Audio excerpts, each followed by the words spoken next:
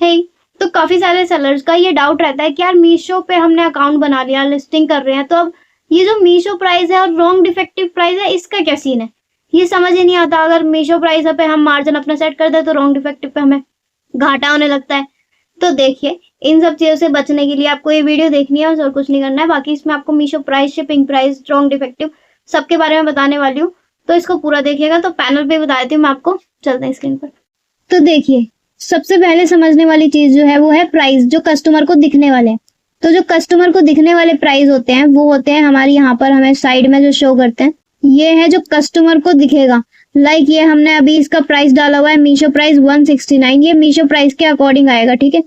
अगर हम यहाँ 179 कर देते हैं तो यहाँ पर ये 179 के बाद यहाँ पे फिर ये शो होगा, ठीक है। ये नहीं आता रॉन्ग एंड डिफेक्टिव इधर, और ना रॉन्ग एंड डिफेक्टिव का सेटलमेंट आता है यहाँ पर, ठीक है।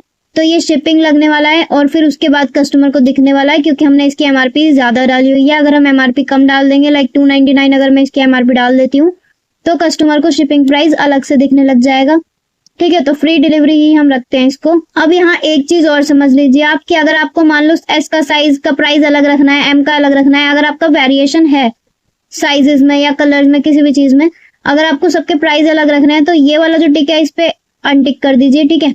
इसको हटा दो और उसके बाद आप 179 इसका रख सकते हो। आपको चाहते हो अगर 169 इसका रखना है तो इसका 169, एम का 179 और एल का 189 भी आप रख सकते हो। इसी के अकॉर्डिंग फिर यहाँ पे डिडक्शन रहने वाला है।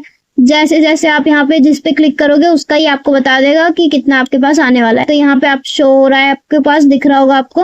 अब ये तो हो गए मीशो प्राइस, इसमें हमारा कस्टमर जो है वो रिटर्न कर सकता है, रॉन्ग एंड डिफेक्टिव में वो रिटर्न नहीं कर सकता, बस यही चीज अलग रहती है। अब हम इस पे 10 रुपए कम रखेंगे, ये प्रेफर करता है मीशो भी, और 10 रुपए ही हमें इस पे कम रख रहे हैं, इससे ज्यादा नहीं रख रहे हैं, कोई जरूरी नहीं है, ठीक है। इसको आप ब्लैंक भी छोड़ सकते हो, मीशो प्राइस पे कस्टमर रिटर्न कर सकता है। तो यहाँ 10 रुपए हम इसलिए ही कम रखेंगे क्योंकि वो रिटर्न कॉस्ट हमारी नहीं लगनी यहाँ पर। इसमें हमें मार्जिन कैसे सेट करना है, मीशो प्राइस हम कैसे सेट करें, एक मिनट मैं आपको इस पर बता देती हूँ। अब हमारा प्रोडक्ट कॉस्ट है, हमारा प्रोडक्ट 90 रुपए का है। इसमें हमारी प्रिंटिंग, जो हम लेबल प्रिंट करके लगाएंगे या फिर थैंक यू कार्ड जो हम ऐड करेंगे इसमें, तो वो सब हमारी पैकेजिंग कॉस्ट में हम ऐड कर लेंगे। प्रिंटिंग, पॉलिथिन और पैकेजिंग मटेरियल मीशो का जिसका भी हम मंगाएंगे, ठीक है, मीशो का ब्रांडेड या नॉन ब्रांडेड जो भी हम मंगाते हैं जैसे भी, तो उसकी कॉस्ट और हमारी प्रिंटिंग की कॉस्ट, लेबल प्रिंट करेंगे हम, तो इन सबको मिला के हमें रखना है अपना पैकेजिंग कॉस्ट। मान लेते हैं इसको हम 10 रुपए, ठीक है। अब 10 रुपए हमारा जो है पैकेजिंग कॉस्ट रह गया। इसमें हमारा सब कुछ पैकेजिंग में जो जो हम कर रहे हैं वो सब कुछ आ गया। अगर हम बॉक्स परचेज कर रहे हैं 3, 4, 5 रुपए तक का भी, तो वो भी हम इसमें ऐड कर लेंगे, ठीक है।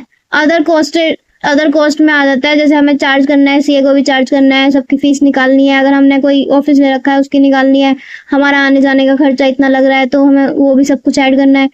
तो हम हर प्रोडक्ट पे हमें क्योंकि ऐड करना है और मंथली बेसिस पे हमें फीस वगैरह, तो मंथली बेसिस पे हमें ये सब चीजें ऐड करनी है, तो पर प्रोडक्ट पे हम इसको ऐड करेंगे। इसको भी हम मान लेते हैं 15 रुपए, ठीक है। अब हमारा जो सबसे इम्पोर्टेंट चीज है इसमें मार्जिन, ठीक है। तो मार्जिन हम इसमें रख लेते हैं 60 रुपए का। अगर हम मार्जिन इसमें रख लेते हैं तो मीशो प्राइस हमारा क्या निकल करके आएगा, इक्वल। अब हम इन सबको कर देंगे ऐड, ठीक है।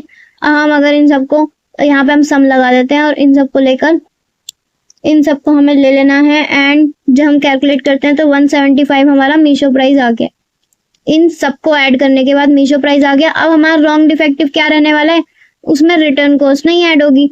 अब हम अपने रिटर्न कॉस्ट जब हम लगाएंगे जब हमारे रिटर्न आने लगेंगे, ठीक है। अभी अगर हम न्यू लिस्टिंग कर रहे हैं तो उसमें रिटर्न कॉस्ट ऐड नहीं करनी है हमें।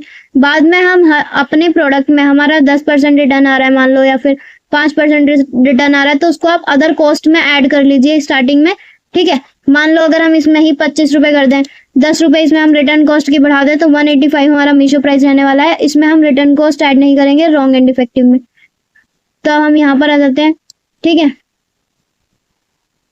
इस तरह से हम इसकी प्रोडक्ट की जो हम सेट कर सकते हैं अपना मार्जिन, और मीशो प्राइस और रॉन्ग डिफेक्टिव रिटर्न प्राइस हम इसमें ऐड कर सकते हैं इसी तरह से, ठीक है। तो अपना रॉन्ग एंड डिफेक्टिव जो है आपको 10 रुपए कम लेकर चलना है इसी वजह से, क्योंकि अगर कोई पर्सन आपका रॉन्ग एंड डिफेक्टिव से ऑर्डर करता है तो वो रिटर्न नहीं कर पाएगा, और ये जो शिपिंग प्राइस है ये ऐड होकर फिर कस्टमर को दिखेंगी, इसमें से फिर अपना जीएसटी वगैरह और अदर चार्ज जो है वो लगेंगे, और उसके बाद ये ऑर्डर हमारा सेल होगा।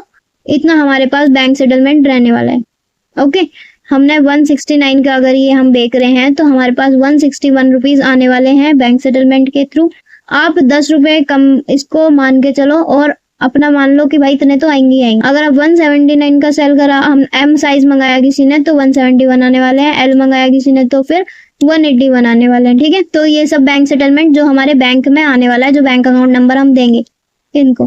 ठीक है, और ये टैक्सेस जो है वो इस तरह से कटने वाले हैं। इस पर आप देख सकते हो, यहाँ पर जीएसटी लगेगी, टीसीएस लगेगा और टीडीएस लगेगा। इन सबको काटने के बाद हमारे पास ये आ जाएगा। तो अगर अभी भी आपको Meesho price, wrong defective price में कोई भी दिक्कत है तो आप पूछ सकते हैं।